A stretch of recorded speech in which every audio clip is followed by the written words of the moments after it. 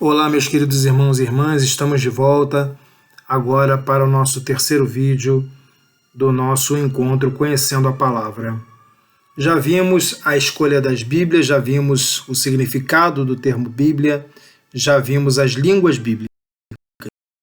Nós veremos o cânon da Bíblia, ok? Pedindo então novamente a intercessão de Maria, Mãe do Verbo Divino, que vem estar conosco em mais esse nosso encontro e traga consigo o Espírito Santo. Ave Maria, cheia de graça, o Senhor é convosco.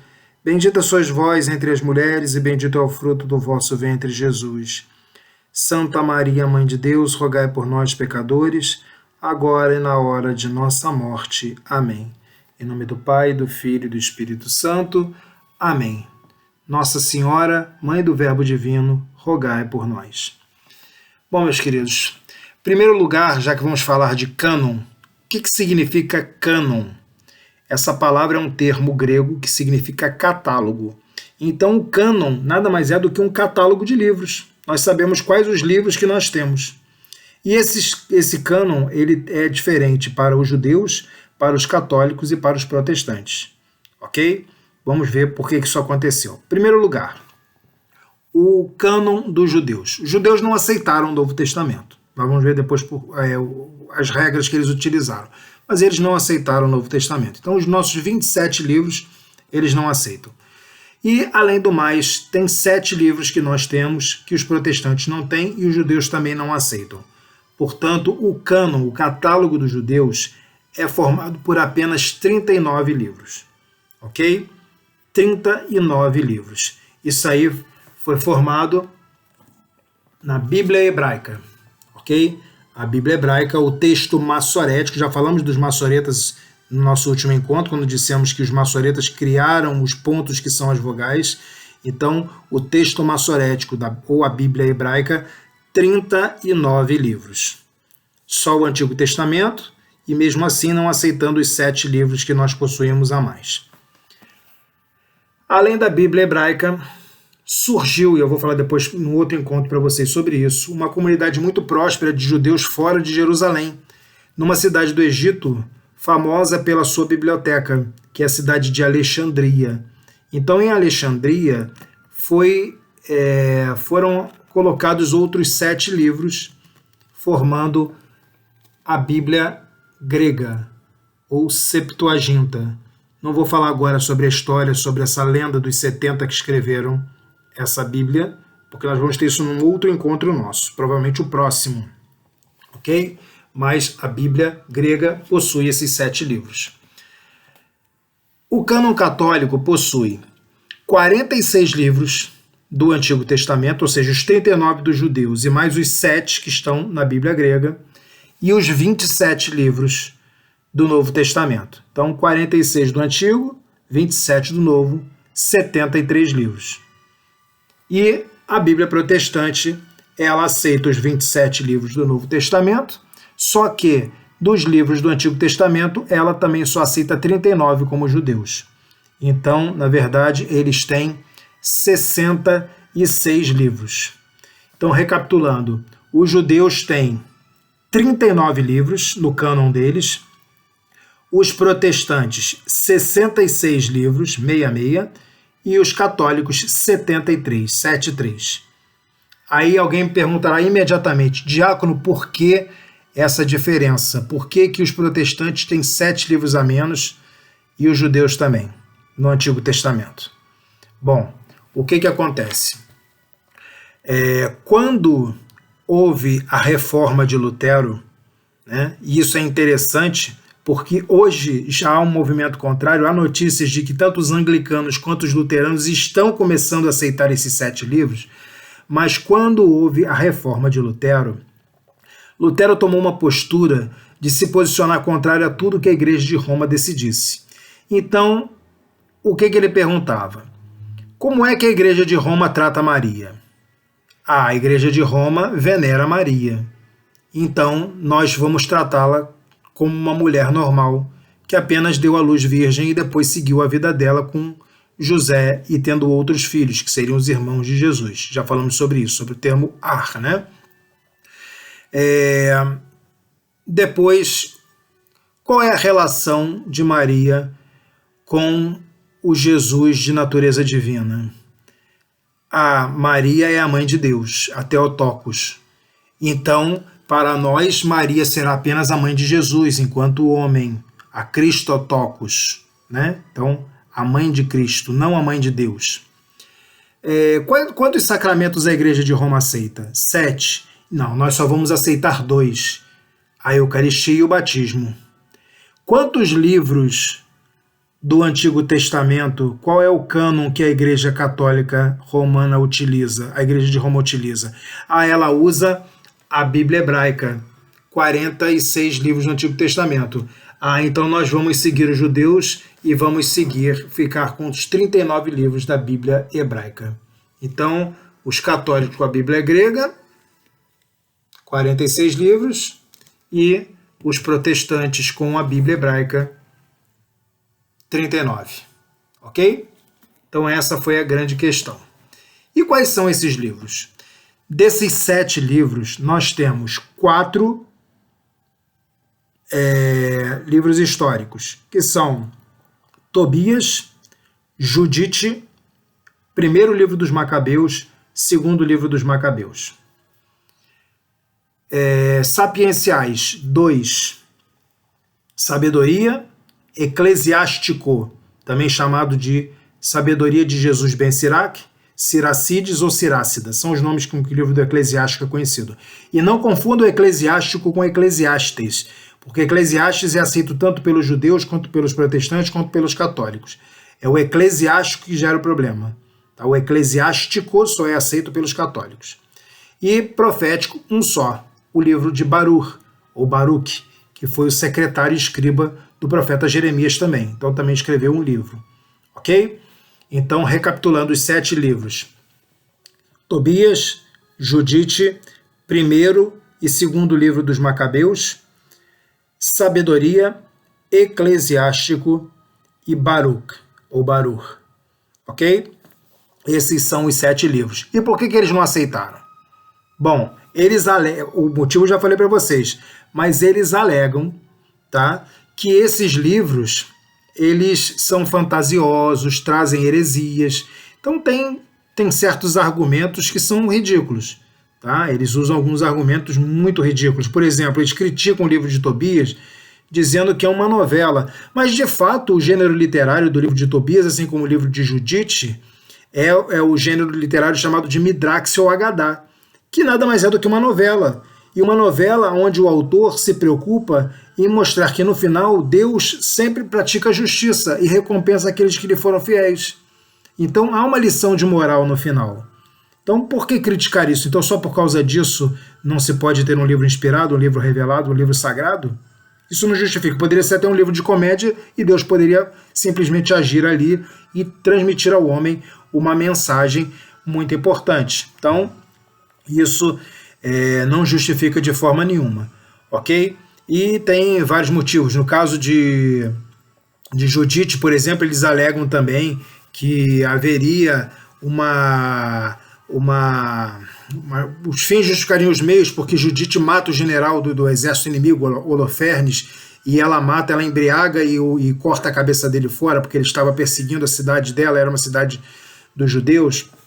Mas existe uma razão de ser, de mostrar que uma simples mulher, uma mulher indefesa, ela, com a ajuda de Deus, consegue a liberdade do seu povo. Então, não são motivos, alegações que realmente não prosperam, e hoje eles estão enfrentando esse problema porque os luteranos e os anglicanos simplesmente estão voltando a ler esses livros.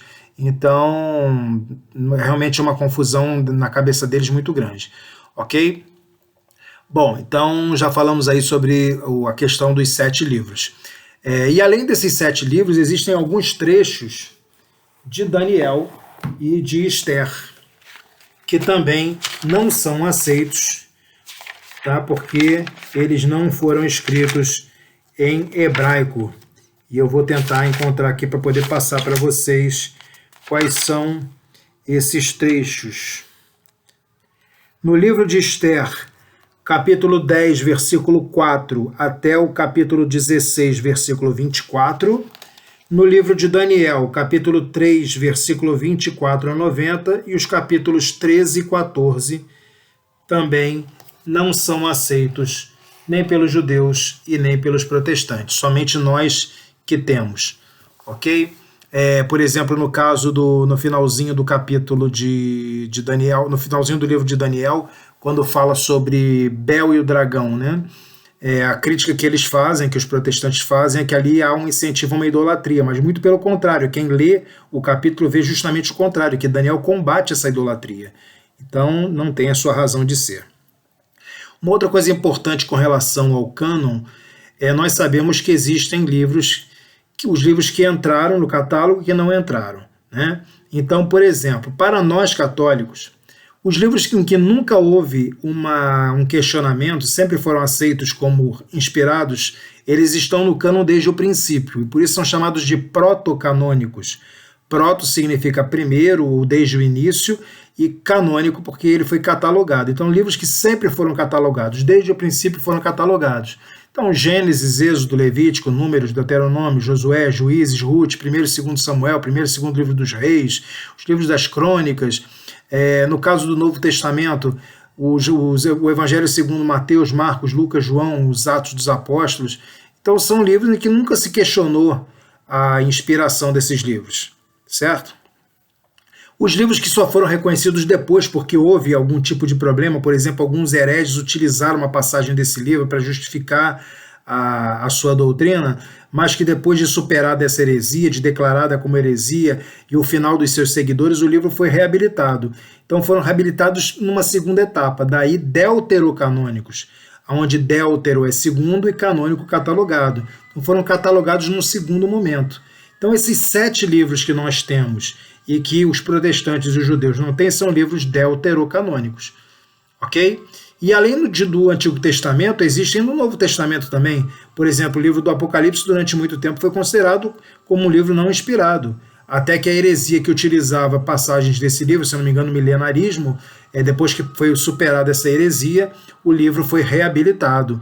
Por exemplo, um caso clássico é a carta de São Tiago, em que Tiago diz que a fé sem obras é morta. Isso entrava em choque com a doutrina de São Paulo na carta aos Romanos, que diz que a obra sem fé é morta.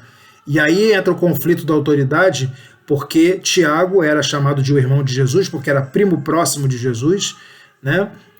E o primeiro bispo de Jerusalém. Mas Paulo fez uma pregação e estendeu o cristianismo por toda a Grécia, Ásia Menor, a Turquia. Então Paulo tinha um prestígio enorme. E aí, ao conflito dos dois, preferiram dar mais crédito ao que Paulo falava e deixaram considerado como não inspirada a carta de Tiago. Mas depois conseguiram fazer a conciliação, viram que tanto a obra quanto a fé são importantes e reabilitaram então a carta de Tiago. Então são escritos também deuterocanônicos. E além dos protocanônicos e deuterocanônicos, nós temos os chamados livros apócrifos, que são livros que nós não utilizamos nas nossas celebrações, mas podem ser lidos em casa e nos ajudam muitas vezes. Por exemplo, se eu perguntar para vocês o nome dos pais de Nossa Senhora, vocês me dirão São Joaquim e Santa Ana, mas os evangelhos não falam nada disso, e nenhum outro escrito do Novo Testamento fala nada sobre o nome deles. Então, os evangelhos que tratam da infância de Jesus e da infância de Maria é que vão dar esse nome dos pais de Nossa Senhora. Então, estão em livros apócrifos que nós não utilizamos no culto, mas podemos ler em casa. E apócrifo vem do grego, significa justamente isso, livro oculto, apócrifon, livro oculto. Então são livros que ficam ocultos, nós não utilizamos nas nossas celebrações, mas podemos ler em casa. Bom, os protestantes chamam de livros canônicos, esses 39 mais os 27 do Novo Testamento, e esses 7 que nós temos como deuterocanônicos, eles chamam de apócrifo.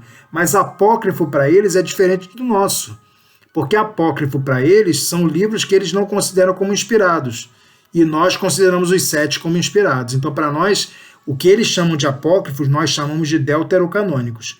E para nós, apócrifos são esses livros que nós não temos na nossa Bíblia. Ok? Então, eu tenho aqui, por exemplo, um conjunto dos livros apócrifos. E existem apócrifos do Antigo e do Novo Testamento. Então, por exemplo, o livro de Enoque, o Apocalipse de Enoque,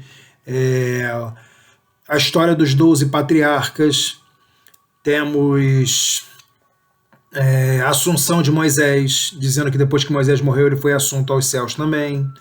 No Novo Testamento, nós também temos diversos livros apócrifos, os evangelhos da infância, e eu vou pegar para vocês aqui um desses livros, que é o Evangelho do Pseudo Tomé. E não confundam com o Evangelho de Tomé, que nós vamos ver mais para frente, que é um livro gnóstico. Aqui nós estamos falando de livros apócrifos. Então, o Evangelho do Pseudo Tomé, é alguém que se apresenta como Tomé, mas que não é Tomé que escreve. E no capítulo 2 ele diz assim: este menino Jesus, que na época tinha 5 anos, encontrava-se um dia brincando no leito de um riacho, depois de haver chovido, e represando a correnteza em pequenas poças, tornava-as instantemente cristalinas, dominando-as somente com a sua palavra. Fez depois uma massa mole com o barro e com ela formou uma dúzia de passarinhos. Era então o sábado e havia outros meninos brincando com ele. Porém, um certo homem judeu, vendo o que Jesus acabara de fazer num dia de festa, foi correndo até o seu pai José e contou-lhe tudo. Olha, teu filho está no riacho e, juntando um pouco de barro, fez uma dúzia de passarinhos, profanando com isso o dia do sábado. José veio ter ao local e, ao vê-lo, ralhou com ele, dizendo: por que fazes no sábado o que não é permitido fazer? Mas Jesus, batendo palmas, dirigiu-se às figurinhas, ordenando-lhes: voai! E os passarinhos foram todos embora, gorjeando. Então, alguns comentários. O que faz o livro ser apócrifo é o fato dele não apresentar, no caso do Novo Testamento, não apresentar Jesus de uma forma séria, ou Jesus com uma visão mais humana, como fazem os evangelistas Mateus, Marcos e Lucas, que nos mostram um Jesus que prega, um Jesus que cura, um Jesus que chora, ou nesse sentido, ou como faz João no seu Evangelho Teológico, mostrando a divindade de Jesus. Ele aqui não, os apócrifos, eles são livros que mostram Jesus bruxo, fantasioso, feiticeiro, tudo que ele está fazendo aqui não engrandece em nada a nossa fé. Então o que está acontecendo? Ele está ali brincando, pega a lama daquela correnteza, faz uns bonequinhos de barro, e aí no momento que vem alguém reclamar porque o sábado era o dia santo de descanso e ninguém podia trabalhar, e ele de certa forma estava fazendo um trabalho, aí José vai lá reclamar com ele. O que ele faz? Ele assopra o bonequinho de barro como se fosse o sopro do Espírito Santo, e aqueles passarinhos de barro começam a voar. Uma linguagem completamente fantasiosa. Então esses livros não foram aceitos por isso, porque eles não transmitiam uma ortodoxia da fé. Ok? Além dos livros apócrifos, no ano 1945, no Alto do Egito, foi encontrada uma biblioteca com alguns livros que diziam que alguns ensinamentos foram passados por Jesus para uma ou para algumas poucas pessoas, secretamente. E utilizaram o termo gnose, que significa conhecimento em grego. Então, um conhecimento secreto. Então, esses livros ficaram conhecidos como livros gnósticos. E esse local onde foi encontrada essa biblioteca ficava perto da cidade de Nag Hammadi. Então, ficou conhecido como a Biblioteca de Nag Hammadi. Então, os livros gnósticos, eles nunca são utilizados por nós, geram muita confusão.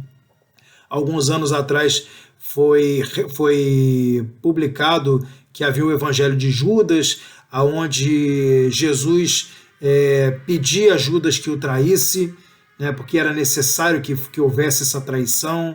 Então, porque Judas recebeu uma mensagem secreta de Jesus, uma ordem secreta de Jesus, e isso contradiz justamente o Evangelho, que é ir pelo mundo inteiro e levai a minha palavra de salvação, o meu amor a todos os homens. Então, se essa mensagem de amor tem que ser revelada a todos, por que Jesus ia revelar mensagens secretas? Então, é uma contradição. Ok? E daqui também eu reservei para vocês uma passagenzinha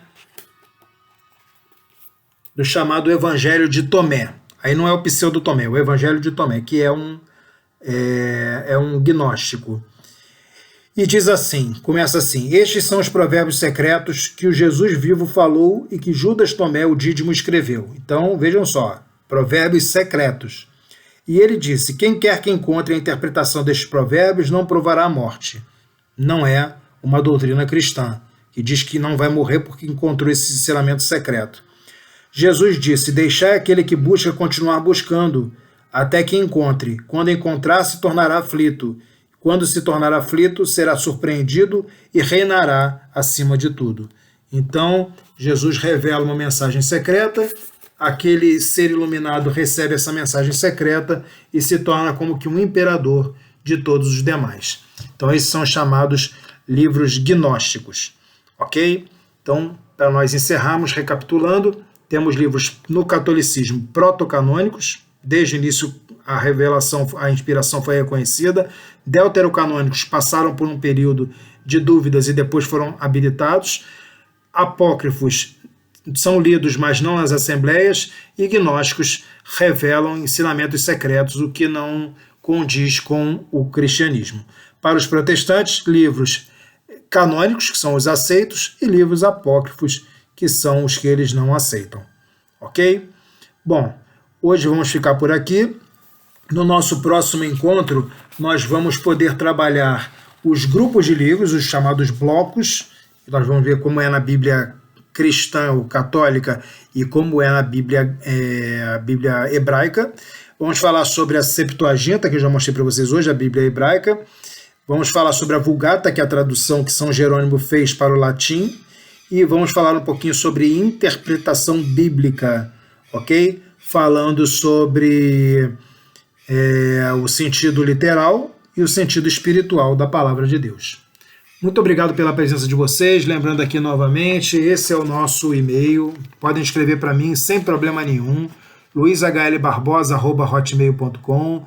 Podem mandar dúvidas, podem mandar sugestões, temas que vocês tenham dificuldade, que vocês tenham dúvidas, ouviram alguém falar, viram escrito em algum lugar, viram em algum filme, ficaram com dúvidas quando viram a novela Os 10 Mandamentos, o que vocês quiserem, tá? Podem escrever para mim ou podem mandar a pergunta ou a sugestão também pela Pascom. A Gabi vai passar para mim e a gente pode até preparar depois algum encontro nosso sobre isso. Eu pretendo no nosso próximo vídeo encerrar essa parte geral e depois vamos começar com algumas partes interessantes, algumas passagens que pouca gente estuda e que muitas vezes tem que se levar em consideração a língua original que foi escrita para nós entendermos o que o autor sagrado quis dizer, tanto nos livros do Antigo quanto do Novo Testamento.